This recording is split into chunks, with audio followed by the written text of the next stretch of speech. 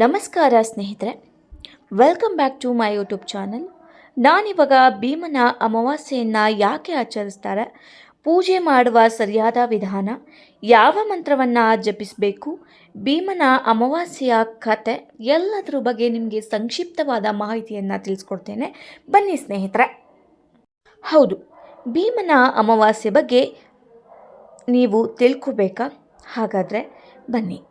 ಭೀಮನ ಅಮಾವಾಸ್ಯೆಯನ್ನು ಮುಖ್ಯವಾಗಿ ಪತಿ, ಕುಟುಂಬದ ಸುಖ, ಶಾಂತಿ, ಆಯುಷ್ಯ ಮತ್ತು ಸಮೃದ್ಧಿಗಾಗಿ ಭಕ್ತಿಯಿಂದ ಆಚರಿಸುವ ಸಂಪ್ರದಾಯವಾಗಿದೆ. ಈ ದಿನ ಗೌರಿ ಶಂಕರ, ಶಿವ ಪಾರ್ವತಿಯನ್ನು ಪೂಜಿಸುವುದು ವಿಶೇಷವೆಂದು ಪರಿಗಣಿಸಲಾಗಿದೆ. ಈ ಪೂಜೆಯನ್ನು, ಈ ವ್ರತವನ್ನು ನೀವು ಮಾಡಿದ್ದೇ ಆದರೆ ನಿಮ್ಮ ಗಂಡನ ಆಯಸ್ಸು, ಆರೋಗ್ಯ, ಶಾಂತಿ, ಮನೆಯ ನೆಮ್ಮದಿ ಕೂಡ ದೊರಕುತ್ತದೆ. ಮತ್ತು ಇದನ್ನು ಮದುವೆ ಆದರೂ ಕೂಡ ಮಾಡಬಹುದು. ಮದುವೆ ಆಗದ ವ್ಯಕ್ತಿಗಳು ಕೂಡ ಮುಂದೆ ನನ್ನ ಭೀಮನಂತಹ ಗಂಡ ಸಿಗಲಿ ಎಂದು ನೀವು ಬೇಡಿಕೊಳ್ಳಬಹುದು. ಪೂಜೆ ಮಾಡುವ ಸರಿಯಾದ ವಿಧಾನ: ಬೆಳಗ್ಗೆ ಬೇಗ ಎದ್ದು ಸ್ನಾನ ಮಾಡಿ ಮನೆಯ ಪೂಜಾ ಸ್ಥಳವನ್ನು ಸ್ವಚ್ಛಗೊಳಿಸಬೇಕು. ಬೆಳಗ್ಗೆ 6ರಿಂದ 10 ಗಂಟೆಯವರೊಳಗೆ ನೀವು ಪೂಜೆ ಮಾಡಬಹುದು. ಬೇಗ ಬ್ರಾಹ್ಮಿ ಮುಹೂರ್ತದಲ್ಲಿ ನೀವು ಪೂಜೆ ಮಾಡಿದರೆ ಇನ್ನೂ ಒಳ್ಳೆಯದು. ಶಿವ, ಪಾರ್ವತಿ ಅಥವಾ ಗೌರಿ ದೇವಿಯ ವಿಗ್ರಹ ಚಿತ್ರವನ್ನು ಪ್ರತಿಷ್ಠಾಪನೆಯನ್ನು ಮಾಡಿ, ಶಿವ, ಪಾರ್ವತಿ ಮತ್ತು ಗೌರಿ ದೇವಿಯನ್ನು ವಿಗ್ರಹ ಮಾಡಿದ ನಂತರ ದೀಪವನ್ನು ಬೆಳಗಿಸಿ ಗಣಪತಿಯನ್ನು ಸ್ಮರಿಸಿ ಪೂಜೆಯನ್ನು ಆರಂಭಿಸಬೇಕು. ಯಾವುದೇ ಪೂಜೆಯನ್ನು ಮಾಡುವ ಮೊದಲನೇ ಬಾರಿಗೆ ಗಣೇಶನನ್ನು ಪೂಜೆ ಮಾಡಿ ನಂತರದ ಪೂಜೆಯನ್ನು ನಾವು ಮಾಡಬೇಕಾಗತ್ತೆ. ಮೊದಲನೇ ಆದ್ಯತೆ ಗಣೇಶನಿಗೆ ಕೊಟ್ಟು ನಂತರ ದೇವರುಗಳಿಗೆ ಪೂಜೆ ಮಾಡಬೇಕಾಗತ್ತೆ. ಅರಿಶಿನ, ಕುಂಕುಮ, ಹೂವು, ಅಕ್ಷತೆ, ಹಣ್ಣು ಮತ್ತು ಮುಂತಾದ ನೈವೇದ್ಯವನ್ನು ಅರ್ಪಿಸಬೇಕಾಗತ್ತೆ. ಆವತ್ತಿನ ದಿನ ವಿಶೇಷವಾದಂತಹ ಅಡುಗೆಯನ್ನು ನೀವು ಮಾಡಬಹುದು. ಕಜ್ಜಿಕಾಯಿ ಮಾಡೋರು ಕಜ್ಜಿಕಾಯಿ ಮಾಡ್ಬೋದು. ನಿಮ್ಮ ಅನುಗುಣವಾಗಿ ಯಾವುದು ಮಾಡೋಕ್ಕಾಗುತ್ತೋ ಅದನ್ನು ಮಾಡಿದರೆ ಒಳ್ಳೆಯದಾಗುತ್ತೆ.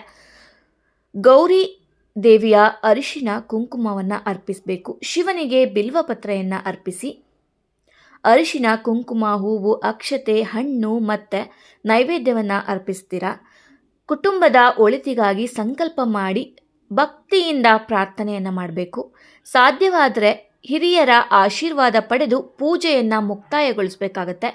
ನಂತರ ನಿಮ್ಮ ಗಂಡನಿಗೆ ಪಾದ ಪೂಜೆಯನ್ನು ನೀವು ಮಾಡಬಹುದು. ಅದು ಇನ್ನೂ ಒಳ್ಳೆಯದಾಗುತ್ತೆ.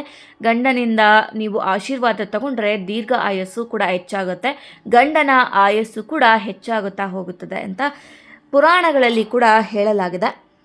ಮತ್ತು ಭೀಮನ ಅಮಾವಾಸ್ಯೆಯ ಕಥೆಯನ್ನು ನಾನು ನಿಮಗೆ ಈಗ ಹೇಳ್ಕೊಡ್ತೇನೆ. ಬನ್ನಿ ಸ್ನೇಹಿತರೆ.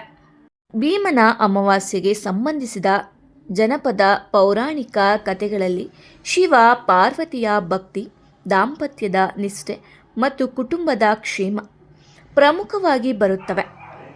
ಈ ವ್ರತದ ಆಚರಣೆ ಪ್ರದೇಶ ಮತ್ತು ಕುಟುಂಬದ ಸಂಪ್ರದಾಯದಂತೆ ಸ್ವಲ್ಪ ಬದಲಾಗಬಹುದು. ಶುಭ ಫಲಗಳಿಗಾಗಿ ವಿಶೇಷವಾದಂತಹ ಪೂಜೆಯನ್ನು ನಿಮಗೆ ಹೇಳ್ಕೊಡ್ತೇನೆ. ಈ ದಿನ ಶ್ರದ್ಧೆಯಿಂದ ಶಿವ ಪಾರ್ವತಿಯನ್ನು ಪೂಜಿಸಿ ಕುಟುಂಬದ ಆರೋಗ್ಯ, ನೆಮ್ಮದಿ, ದೀರ್ಘಾಯುಷ್ಯ ಮತ್ತು ಸಮೃದ್ಧಿಗಾಗಿ ಪ್ರಾರ್ಥಿಸುವುದು ಸಂಪ್ರದಾಯವಾಗಿದೆ.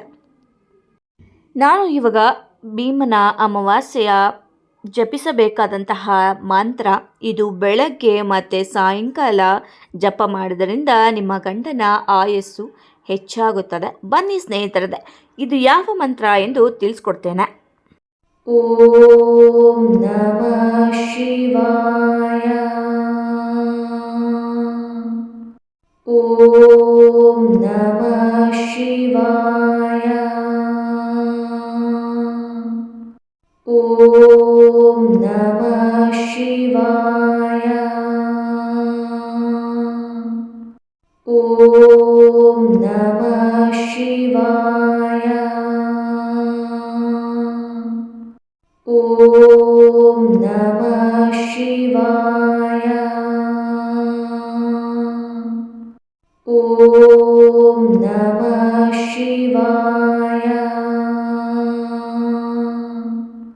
ಓಂ ನಮಃ ಶಿವಾಯ.